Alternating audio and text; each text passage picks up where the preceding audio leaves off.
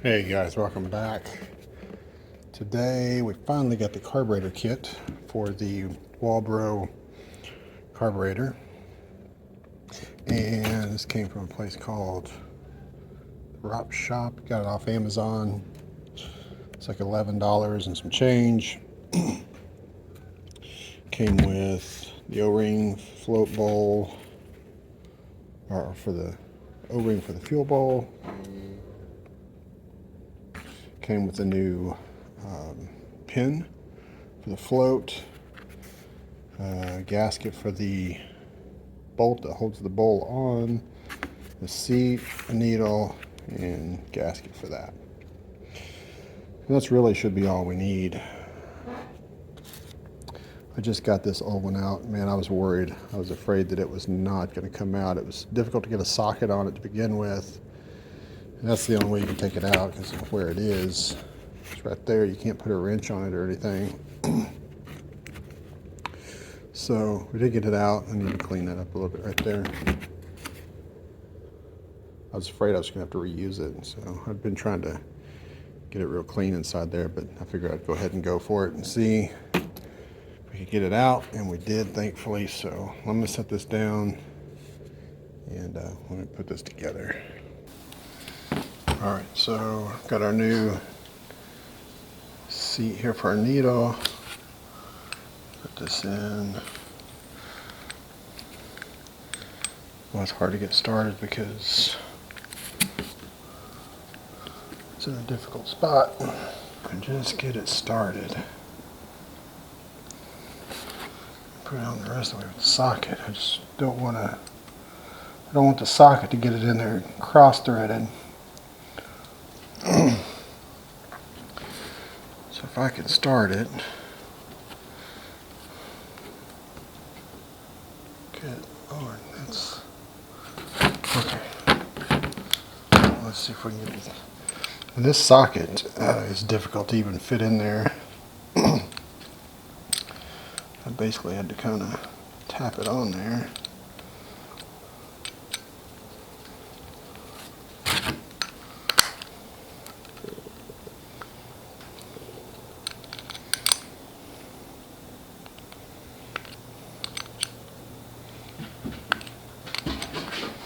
These things don't take a ton of, these things don't need a ton of torque on them. Just want to seat it. Alright, and then we're going to put this on. Or actually, take that back. We're going to put this one on first, 'cause it's got to go underneath there. And get that down that groove. Just going to make sure that it's not twisted or bound up. I'm going to put this one.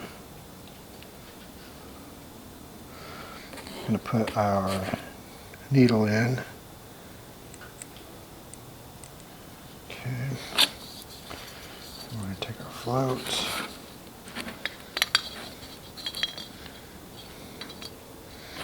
I'll use this new pin.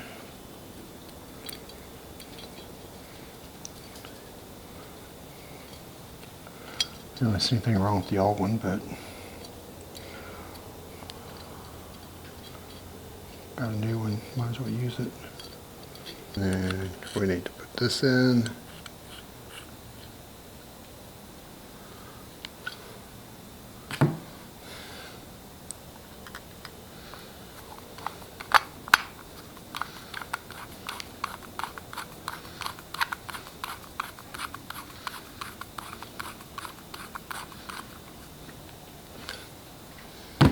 Okay.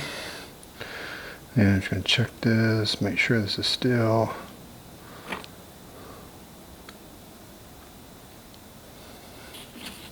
Put my new gasket on here.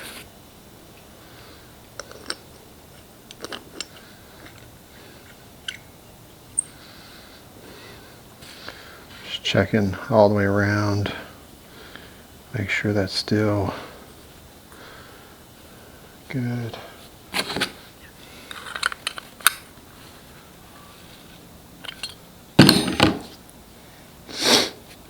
All right. Old pieces. Okay, so then we've got idle adjustment here. We're going to take this all the way in, and then we'll turn it out. I'll have to check. I can't remember. I meant to look before I started the video. It's either 2.5 or 2.25 turns to start them.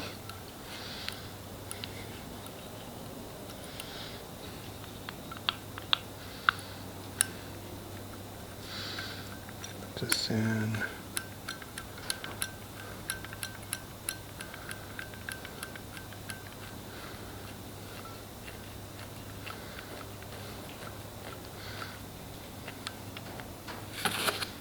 And then this is your throttle, your idle setting.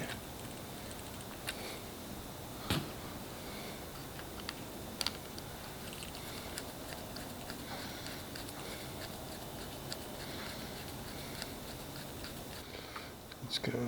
There's 1, 2. I'm gonna go 2.25. 1, 2.25. Okay. And then we'll set our idle. That's it. That's all there is to it. Pretty simple. Now, as long as it doesn't leak, we can get this thing to run. We know we did a good job. Let's see what happens. The way these mount, it's a little interesting. You just have to kind of go a little bit at a time on each side until you get it down there. I think it's easier to, it's got these bolts, but they're slotted for a screwdriver. It's a lot easier to do than trying to use a wrench in there. That'll be the real test to see if it leaks. I'm pretty sure this valve on the gas tank is going to leak. Yeah, see my valve's leaking.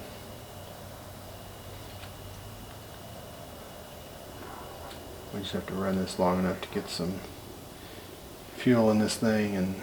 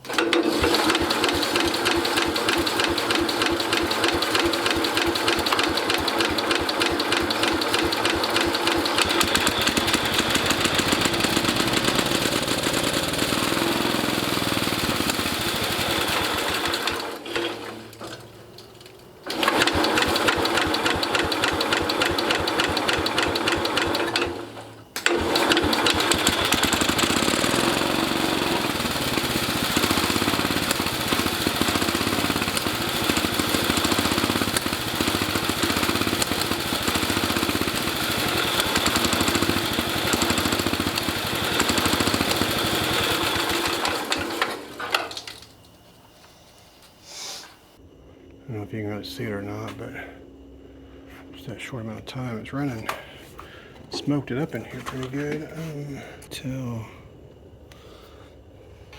So probably give it a little bit more. Actually, I think I'm gonna go in, I'm gonna look it up and see what it's supposed to be.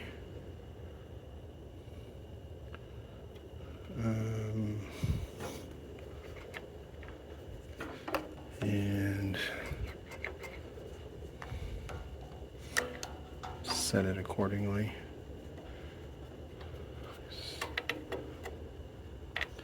Seemed like it would run. It wanted to run if I kept a choke in it. As soon as you take the choke off, it'd kind of lane pop out of the carburetor. And so I'm going to look up and see specifically what those fast idle and low idle are supposed to be set at. But I mean, it seems like it's going to try to run all right. So I'm going to share with you, basically every second I had this running since changing the oil. It's not very long.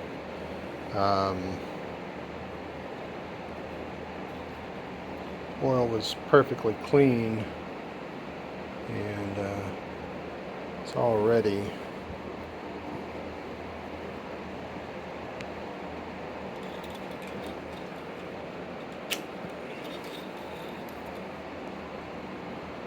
looking pretty black, running for what, maybe less than 30 seconds. I have a feeling this engine is tired. I have to go back and watch the video from the other camera, because when it was running, I saw smoke puffing out of somewhere over here. No idea what that was from.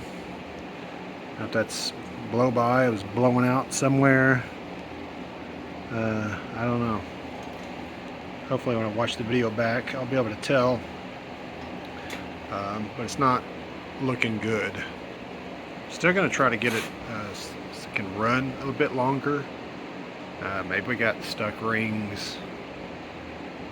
Who knows? But this may be why 5 years ago, when they bought a battery for this thing, got it running or started it, that's as far as they went with it, because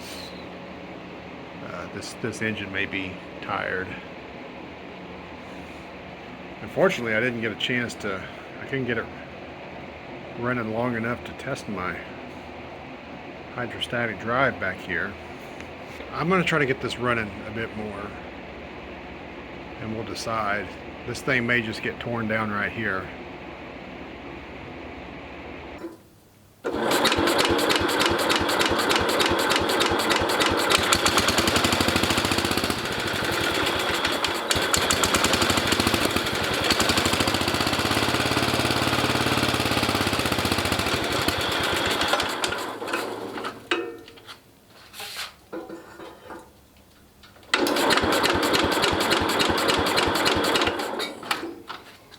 See if I can just get it running long enough to see if it'll go forward or backward.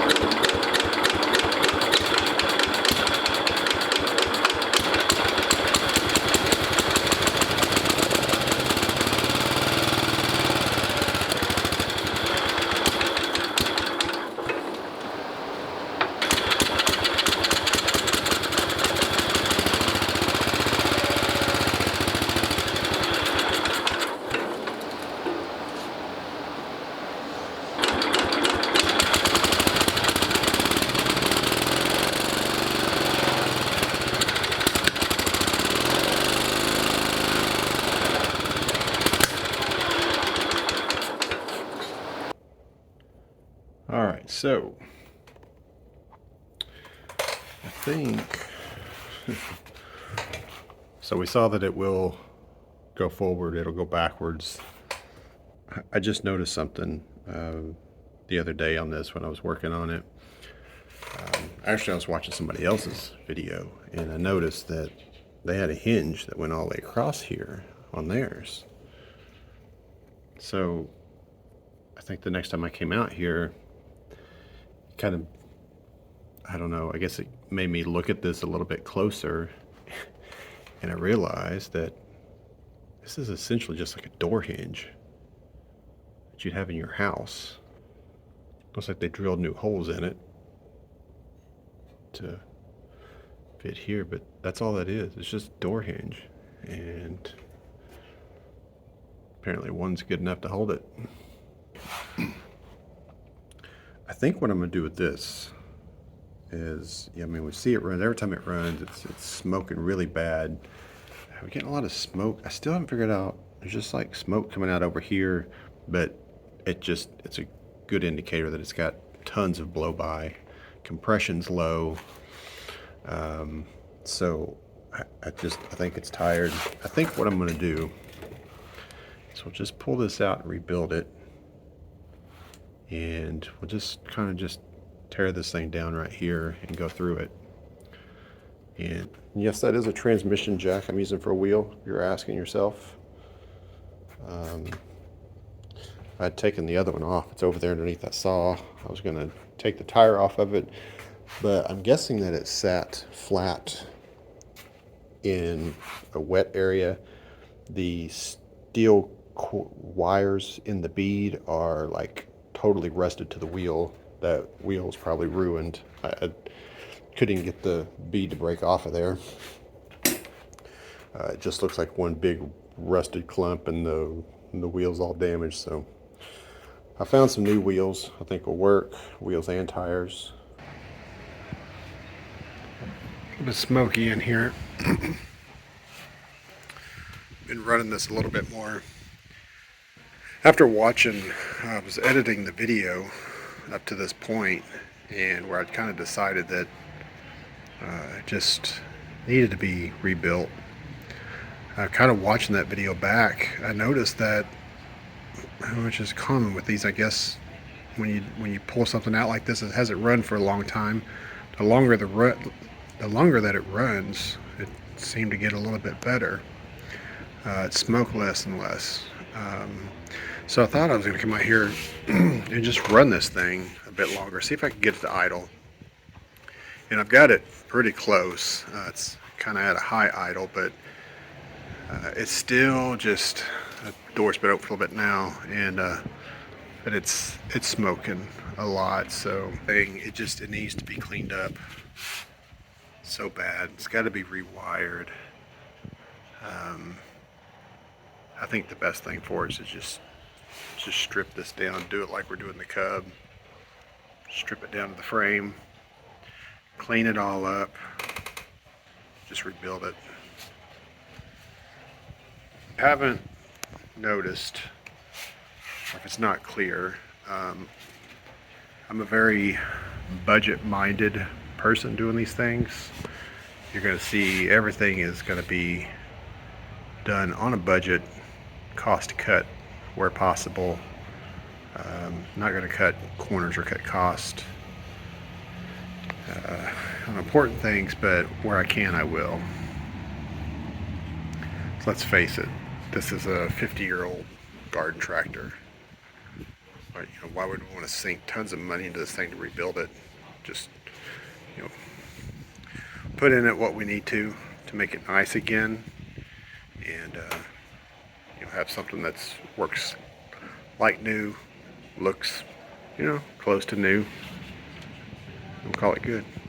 Back and forth between these two projects for right now. It's all I got room for, but constantly looking for the next thing to drag in here. So and I'm looking at not international stuff, so don't think International Harvester is the only thing you're going to see here. I'm looking for anything else. I really kind of like these kind of, I don't want to say antique, I guess they are classified as antique, but these tractors and garden tractors from the 70s. So we'll see what we can find. Thanks for watching.